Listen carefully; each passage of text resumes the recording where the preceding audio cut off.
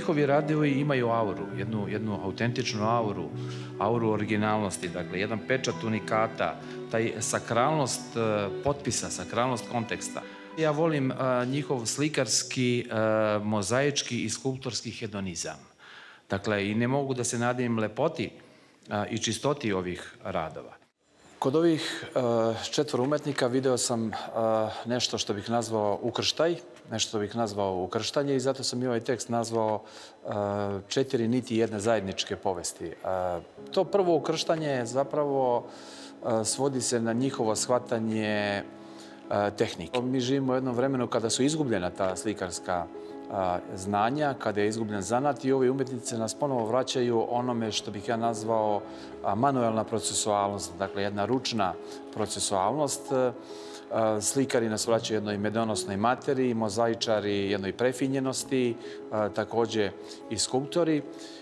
I ponovo kao da se ostvaruje onaj Novalisov nauk da umetnost uvek treba da iznova romantizuje svet i ovde vidimo na ovim radovima kod svih ovih umetnika jedno referiranje na simbolizam, na simboličko. Svi ovi umetnici prate izvesne entitete nečeg fantastičnog, čudnovatog, čudesnog, metafizičnog, ezoteričnog, ono što je skriveno, ono što je iza i na jedan lep, plodotvoran i prirodan način se nekako ukrštaju.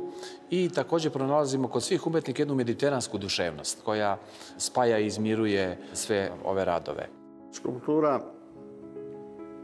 mora biti ubedljiva i svejedno da li je u kamenu ili u nekom drugom materijalu, to je moj stav, mora da izazove emociju, mora da postoji neka veza sa posmatračem. To je ono što je zapravo autor već započeo. I ako sam ja ovde u ovim kamenim oblicima počeo da razotkrivam neku žensku lepotu, očekujem da će publika taj proces da nastavi.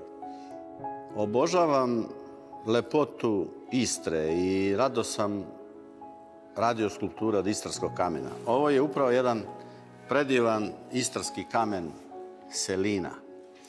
I poželeo sam da u ovoj Selini napravim oplenačko jutro, jednu putenu šumadinku sa uzbudljivom draperijom koja tek što se probudila i nije se dovoljno ni razbudila. Što bi rekao Kusturica, ovo je jedna ljubavna skulptura, jel? A tu su i tragovi boravka u vinogradu, 2 zrna belog grožđa. To je drugi kamen u pitanju, to je oniks. Inače sam dosta u svojim skulpturama koristio takve akcente i koristio kamen drugih boja. Onda to čitavoj priči daje jednu drugačiju obojenost i neku specifičnu atmosferu. Moju sudbinu je odredio moj talenat i karakter. Mogu da kažem da sam mnoge stvari odlučivala sama, mnoge stvari su mi se nudile u životu i stajale mi na putu i nekako me zvale, vodile bez neke alternative. Tako sam se i usmerila putem prvo slikarstva na Akademiji likovnih umetnosti u Beogradu, a zatim sam se upoznala sa tehnikom mozaika. U radionici profesora Đure Radlovića mi je pružila izazov da radim kod njega i da tada već počnem da zarađujem na poziv profesora Đure koji je radio velike i značajne projekte. Tako me ta tehnika mozaika nekako prvo zainteresovala, posle i egzistencijalno obezbedila, a na kraju čini mi se malo i zarobila, ali to je sada stvar moje borbe i mojih odluka s kojima se sada nosim, kako da doziram tu tehniku. Kad imam crtež dovoljno u konturi ili u olovci, ja onda prenosim malog formata, ja kamenom slikam u stvari. I taj kamen postaje način da ja da ja definišem te forme, boje. Već dovoljno sam tu vešta da mogu da se posvetim naravno i skici, ali u fazi rada na mozaiku to se dodatno pokazuje ta slikarska veština i sposobnost i iskustvo. Žit je čvorka, to je znači citat iz načina kako se sveci predstavljaju na ikonama. Ovog puta čvorak kao jedan značajna ptica. Mozartu je bio ljubimac, njega je najviše voleo. U stvari, on ga je kao kanonizovao na neki način u toj simbolici koju ptice inače svaka po sebi ima. Čvorak voli vinograd, krade grožđe i tu vidimo njegov život, parenje, pesma, krađa grožđa i mladi u gnezdu.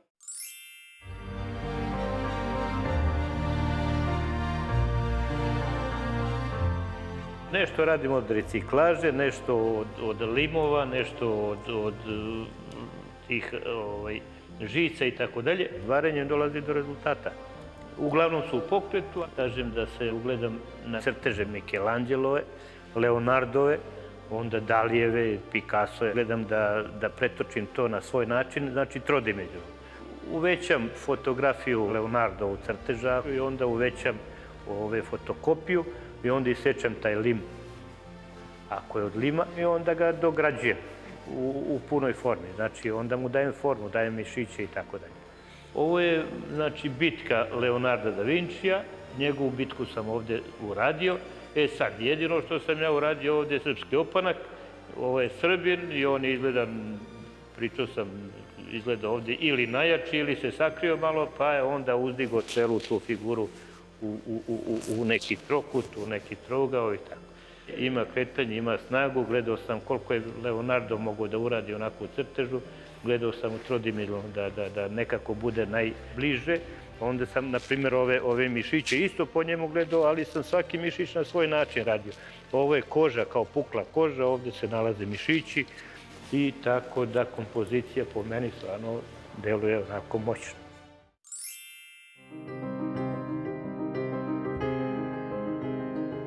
Mitologija je sfera mog interesovanja još od detinjstva.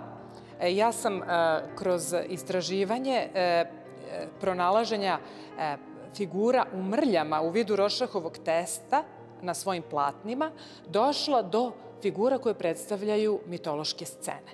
I na taj način sam istražila koja je to moja sfera interesovanja i to se jednostavno isprojektovalo iz moje podsvesti. A onda sam dopustila sebi da se igram simbolima, stavljajući ih jedne pored druge i zahvatajući mnogo šire nego što razumem.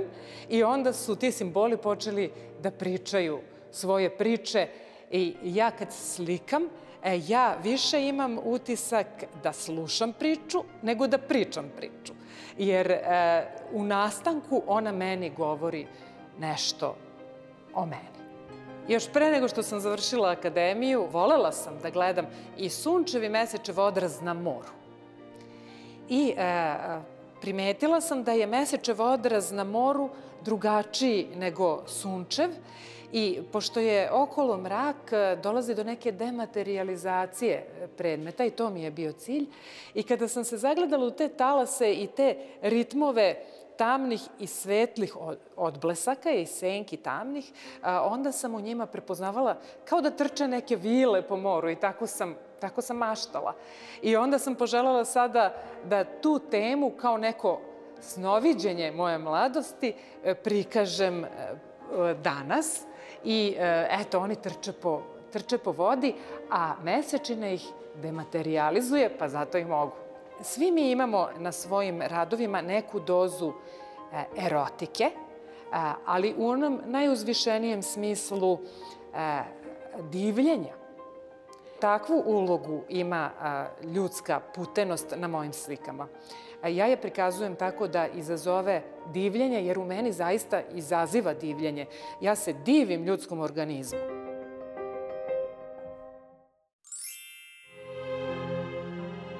Nešto povezujem sa renesansnim slikarom i vajarom Michelangelom Buonarrotijem. Ove njegove skulpture su bele, od belog mermera, a isto tako je radio Michelangelo Buonarroti u belom kararskom mermeru i uradio je robove koje nije stigao, nije uspeo da završi. Iz tog razloga su ti robovi koji se nalaze u Akademiji u Firenci nedovršeni i povezani za pozadinu, to jest za onaj deo kamena iz koga su nastali i oslobođeni prednjim delom tela. Nesove skulpture su nežne, bez obzira što su samo prednjim delom oslobođene i isklesane.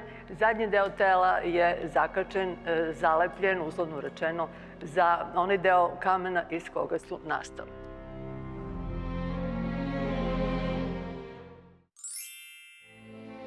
Kod Bissenije osjećamo nešto plenersko. Plener je francuska reč. Ona znači ovazdušenje, ovazdušenost, ispunjenost vazduhom. Iako ovi mozaici nisu rađeni u prirodi, već su rađeni u ateljeju, naravno, ali mi tu osjećamo taj vazduh, tu ovazdušenost, osjećamo tu puno slasti. I fascinantno je kako Bissenija uspeva da u toj jednoj izuzetno kompleksnoj tehnici mozaika, da dočara to isijavanje svetlosti oko vinove loze, recimo, tu prelepu gozbu sunca, lišća, svetlosti. Kad gledate, vi vidite koliko je ona muzikalna mozaičarka, što je jako teško postići u toj komplikovanoj tehnici. Ovaj rad predstavlja Dionisa i jadnu Arijadnu. U jednom trenutku života ja sam se osjetila kao Arijadna i jadna, pa sam se osjetila nekako podobnom da joj dam lik i da ovde glumim nju i taj mit na ovoj slici. Inače, ogledalo je otvoreno, pruža mogućnost svakome da se ogleda u tom ogledalu i tako taj lik postaje deo lika Dionisa, u stvari postane on. To je jedna moja igra koja je bila inspirisana predlogom za pozorište Emira Kusturicu u Andrićgradu, da bude jedna vašarska elegancija. To je moj lik. Ja sam se, eto tu, možda prvi put pozabavila tako detaljno svojim likom. Bilo mi je tada to važno da pokažem konačno, posle dugo godina rada na životinjama, na svecima, ajde ponovo da ja pokažem na ovako jednom prenosivom mozaiku kako ja mogu da uradim lik, da se okušam i da pokažem, da znam. Konstantin Brancusi je bio neko ko je skinuo tu vekovnu mahovinu sa skulpture, a nasuprot Brancusiju Ljubomir Lacković tu svoju, on ide u jednu baroknu egzorbitantnost, dakle u jednu skulptorsku baroknu ostrašćenost, a ovde pronalazimo jednu nesuspregnutu fantastiku i njemu su mnogo važni ti delovi, taj otpad, ono što ostaje po otpadima, po đubrištima, koje on shvata naravno na šejkinski način. Nije Šejka shvatao đubrište kao đubrište neko, kao neki kontejner gde mi bacamo neke stvari. Šejka je shvatao đubrište kao jednu filozofsku ideju. To čini takođe i Ljubomir Lacković, tako da su svi ti elementi njegove skulpture u jednoj komunikacijskoj, jednoj figuralnoj konverziji i na jedan misterijalan način su povezani i spojeni, da tako kažem, u jedan novi kontekst, tako da ti njegovi radovi predstavljaju jedan košmarni dijalog sa našim vremenom, sa našom civilizacijom na umoru. Ova skulptura predstavlja Grifona. To je renesansni majstor radio crtež i ja sam po njemu radio. Uglavnom uradim sa ovim klikerima od lagera, radim zglobove. Nekad uradim i od neke šipke i tako dalje. Onda ovde ima kašika, ovde ima kašika viljušaka, onda ovde ima od pisaćih mašina, onda ovo se pokreće. Jer uvek ja volim kad se neke skulpture kreću, na primjer nešto se dešava tu. Janja Pađan, ona je uradila ove oči, ona je vitražista i tako da sam uradio u celini, ja sam prezadovoljan s ovom skulpturom. Ova je umetnica opsednuta pre svega tim mitološkim imaginiranjem, ali naravno i svojim unutrašnjim svetom. Naravno, to je jedna spoznaja koja potiče iz tih dubokih ponora mitologije, pre svega grčke mitologije, helenske mitologije, i na njenom slikarskom polju mi srećemo jedan metalogičan način postavljanja figura, predmeta. Ona je zaokupljena tajnom vremena, ona vaskrsava i rekreira likove iz prošlosti, iz mitologije i spaja je sa nekom svojom ličnom mitologijom. I ikonografski svet na njenim slikama je vrlo delikatno tretiran, gde se tu mešaju bogovi, ljudi u jednom pijanstvu, u jednom zanosu i tako dalje. Nikad nisam sanjala čoveka sa glavom bika, ali sam sanjala sve ono što Minotaur u meni bi mogao da izazove. Tako da moji snovi koje slikam nisu doslovni, već su prenose emociju i ne samo emociju, nego i priču, znači nešto što je narativno, koju ja doživljavam, iako je ne razumem. Ja sam njene slike upoznao možda pre par godina i dopada mi se ta mitološka tema. Ja sam voleo i mitologiju grčku, dok sam jedno kratko vreme studirao književnost, voleo sam epsku narodnu poeziju. Mislim, to nije mnogo slično, a i jeste. Tako da sve to nešto što je bajkovito me je privlačilo i Jasine slike baš i delaju bajkovito sa ovim ljudima i sa ovim polu životinjama i ljudima. Ova slika predstavlja dva himerična bića, možda dva najhimeričnija bića u grčkoj, pa možda i balkanskoj mitologiji, jer se sastoje od nekoliko životinja, ali su ta čudna bića smeštena u savremeni nameštaj, koji njima nije naročito udoban. Naprimer, jako mi je bilo nezgodno da glavu bika, koja inače znate da stoji ispod njegovih ramena, plećke su više nego glava. Ja sam morala da ga zabacim unazad kao što stoji kod čoveka. Znači, savremeni nameštaj njima nije udoban. Takođe i sfinga, koja kod mene ima 6 ekstremiteta, bilo je nezgodno da se smesti u tu stolicu. Ali možda je to slika moje refleksije o mestu mitoloških tema u savremenoj umetnosti, jer se one često ocenjuju kao anahrone, zato što te teme se smatra da ne čine ovaj svet boljim i nisu direktni aktivizam za socijalnu pravdu. Međutim, one čine čoveka ispunjenijim, a ja verujem da ispunjen čovek će više doprineti socijalnoj pravdi nego prazan. Ova harpija u pozadini ima zrakaste dijagonalne linije pera, a to mi je bilo potrebno da fokus kompozicioni stavim u centar i da dobijem epsku dimenziju dramatike. Šah, to je položaj u kome je beli na potezu i on je došao do kraja, znači sfinga je došla pijunom do kraja table. U sledećem potezu ona ima pravo da izabere figuru. I sad situacija je takva da ako bude izabrala najjaču figuru, ako se polakomi za moć, onda je pat. Znači, najjača figura ne dobija. I to je neka moja poruka ženama, da naša sila nije u snazi, nego je naša sila, kao kod ove sfinge, u mudrosti. I verujem da ona nije izabrala kraljicu, već samo lovac i konj mogu da nastave dalje, znači malo slabije figure. To će šahovski poznavaoci pročitati ovde.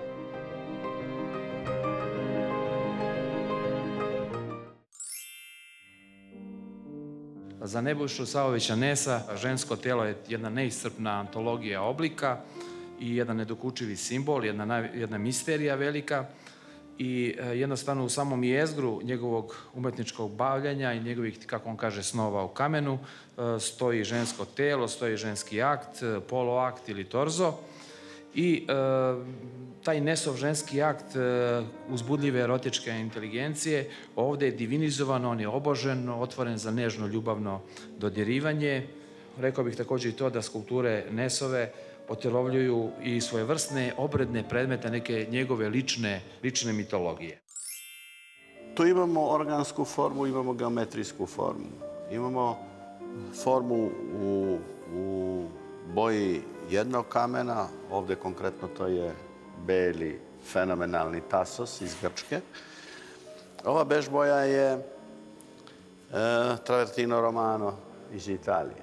I opet ovde s naličja tu u tim grubim, skinutim pozicijama prodire belina ove geometrije. I dakle, uzbuđenje nije samo ostvareno igrom svetla i senke. Uzbuđenje je ostvareno i načinom tretiranja forme, našpicanim površinama, nedorečenim površinama.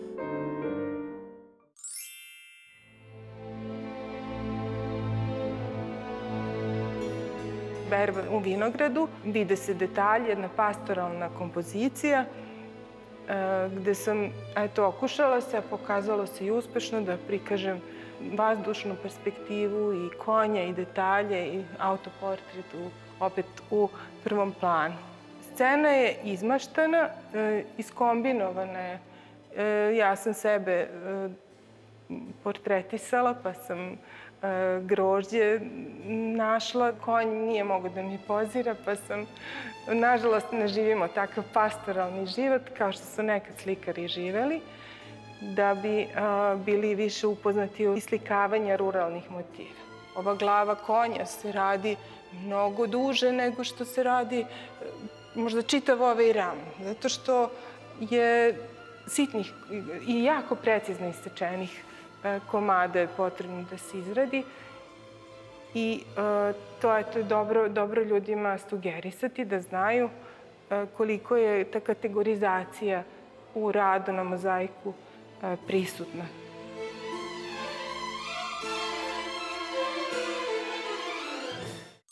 Lacković je jedan izuzetan stvaralac zato što su njegove skulpture neobične, zato što su napravljene od recikliranih materijala, od teških metalnih delova, od gvožđa i sve to oblikovano u jednu prelepu celinu koja deluje nestvarno, kao da su ove skulpture pale, što kažu, sa neba ili došle iz neke druge dimenzije.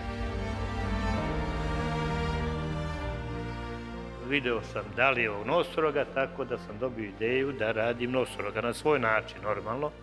Ovdje ima reciklaže dosta, isto ovi klikeri, da kažemo. Ova skulptura je bila izložena u karusel Louvra, jer tamo sam dobio Grand Prix nagradu za Jelena. Ona mi je mnogo draga, jer mislim da sam ovdje dosta postigao nekih rešenja i jednostavnosti i detalja i u celini. I u kretanju, to kretanje je kao, na primjer, snažno po meni stoji, ali kao da se kreće.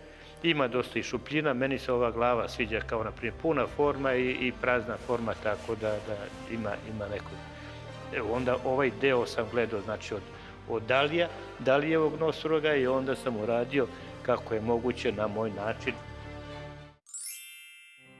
Ova slika se zove Igra sa Minotaurom. Više poigravanje sa njim nego ples.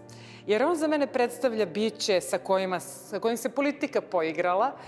Mi ga svi znamo kao čudovište koje jede atinske mladiće i devojke, a u suštini je zlom sudbinom rođen takav kakav jeste, pa onda zbog sramote zatvoren u jedan lavirint. To je bio njegov zatvor, nije bilo mesto koje on izabrao i tu su mu ubacivali te mladiće i devojke, tako žrtva politike.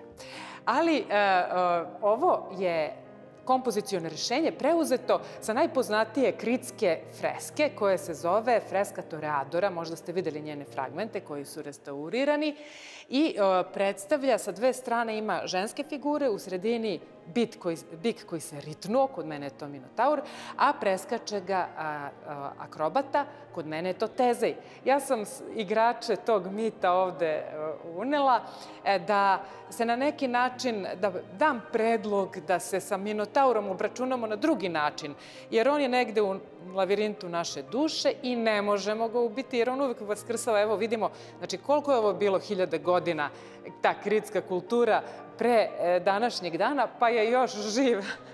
Tako da to je samo neko potiskivanje ili neko negiranje, ali svi mi imamo Minotaura tog sa kojim treba na neki plemeniti, društveno koristan način sarađivati, pa možda i ovako kroz neku igru, kroz neko nadilaženje straha od tog dela svoje ličnosti i u ovom slučaju Ariadna i njena sestra okreću tu nit, a Tezej i Minotaur je preskaču. Za mene je to pre svega jedna scena, jedna koreografija u kakvim uživam. Volim pokret, volim nagib tela, volim mišiće koji su u tonusu i taj razigrani mediteranski kolorit. I ja još uvek pokušavam da razumem šta ta slika znači.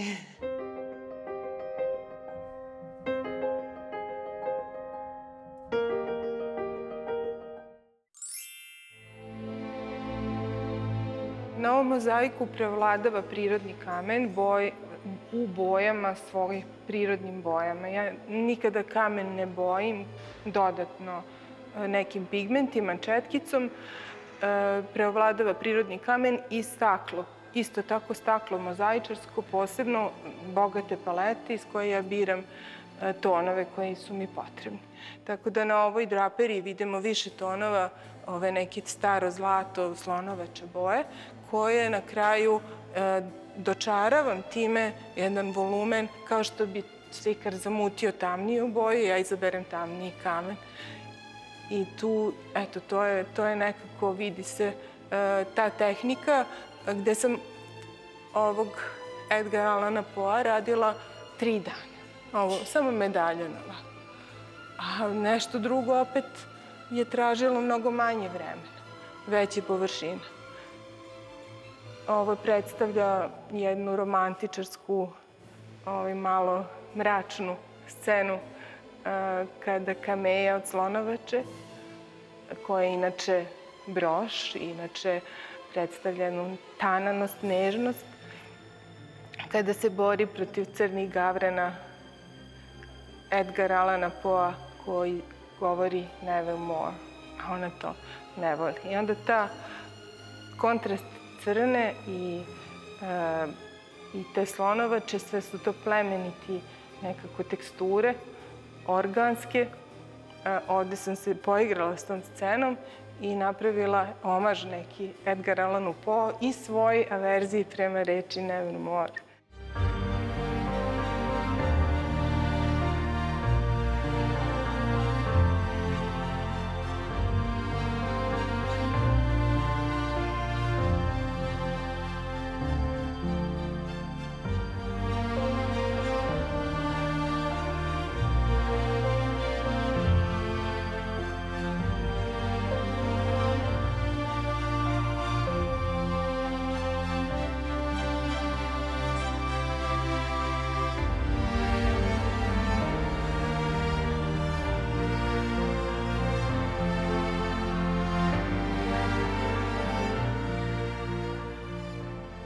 Sam naziv ciklusa sećanje na Bardolino. Bardolino je jedan maleni gradić na obali jezera Garda u Italiji, gde ja rado odlazim i divim se upravo kamenim oblicima i prirode i ljudskih ruku.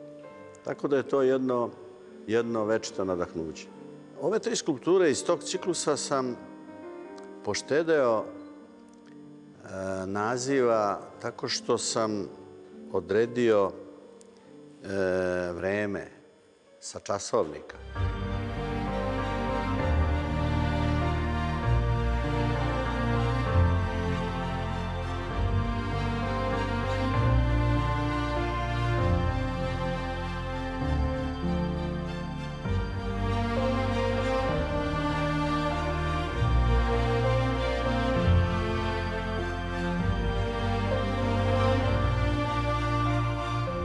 Ja sam groma spojio sa pčelama.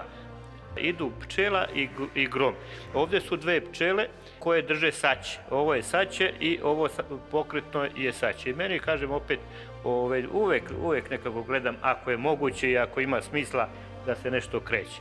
Onda ovo oko, to je po meni Božje oko koje nas nadgleda. Onda, znači, ovdje su ove sulice, to je, znači, ovo mraz, onda voda i tako dalje. Meni se to mnogo svidjelo kao oblik, ali onda sam i kamen ovdje, da ne bude samo metal ovdje i staklo, ovdje sam i kamen malo pridoneo, tako da mislim da je bogatije sa tim. Jer uvek ja u svojim skulpturama gledam da bude to, da bude kao u crtežu, kao slikari što kažu belina platna. Belina nekad je jača nego ono što je urađeno. Tako i ovdje. Meni je, na primjer, nekad ova prozračnost jača nego možda pune forme.